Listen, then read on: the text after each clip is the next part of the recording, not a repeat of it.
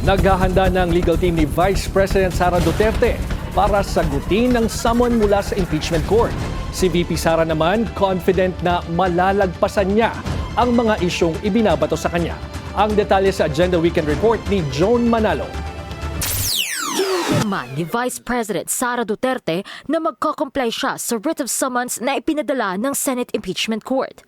Sa isang panayam matapos niya magbigay ng speech sa Independence Day celebration sa Kuala Lumpur, Malaysia, sinabi ng bise na nakatutok na ang kanyang legal team sa pagsagot dito.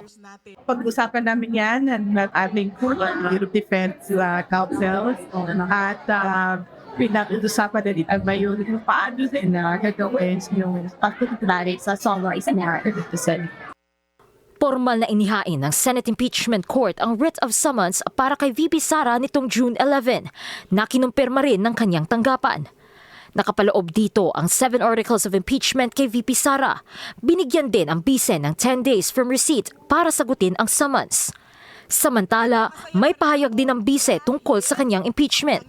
The attacks are cowardly, yet openly disingenuous and arrogant. Absence of basic human decency and respect for the rule of law.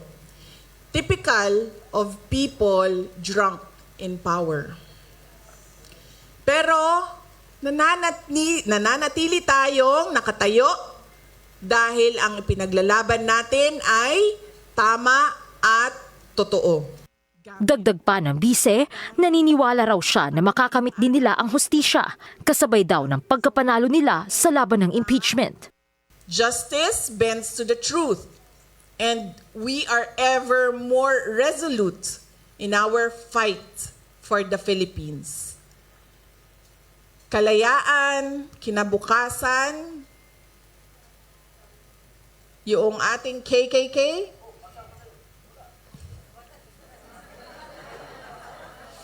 kasaysayan, kalayaan, kinabukasan.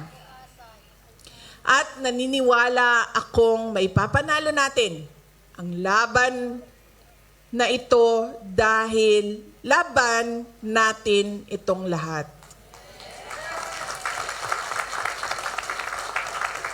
Maipapanalo natin ito sa kabila ng mga banta, pananakot, pagmamalabis at bangis. Nakauwi na si VP Sara sa Pilipinas ngayong araw matapos ang kanyang Independence Day event sa Kuala Lumpur, Malaysia. 5:43 a.m. lumapag sa NAIA ang Philippine Airlines Flight PR530 sakay ang bise na kinumpirma ng kanyang tanggapan. Nakatakda namang pumunta si VP Sara sa Davao ngayong June 16 para sa Pasidungog Awarding Ceremony. Malaki ang at stake kapag katuluyang na-convict ng Senate Impeachment Court si VP Sara dahil matatanggal lang naman siya sa pagiging bise at magkaka-permanent ban from public office. Pero paulit-ulit nag-iit ng kanyang defense team, nakahanda silang harapin lahat ng akusasyon laban sa bise. Kasama na nga rito ang graft and corruption kaugnay sa paglustay umano ng confidential funds ng OVP at DepEd na dati niyang pinamunuan. Pinaninindigan din nila na may serious constitutional infirmities ang pagkaka-impeach sa bise. Partikular na raw ang 4th impeachment complaint na inihain noong December 2024. Matapos ang pag-remand ng Senate Impeachment Court sa Articles of Impeachment sa Kamara, nakatakdang maghain ang House Prosecution Panel ng motion to seek clarification patungkol sa dalawa nitong order. Sa ngayon ay hindi pa raw naihahain ng House Prosecution Panel ang kanilang motion to seek clarification sa Senate Impeachment Court, ayon kay House Prosecutor at Manila 3rd District Representative Joel Chua. Pero formal na nilang ipinagpaliban ang pagtanggap sa Articles of Impeachment bago sila nag-adjourn Sinedie noong Miyerkules. Para sa agenda, Joan Manalo, Billionario News Channel.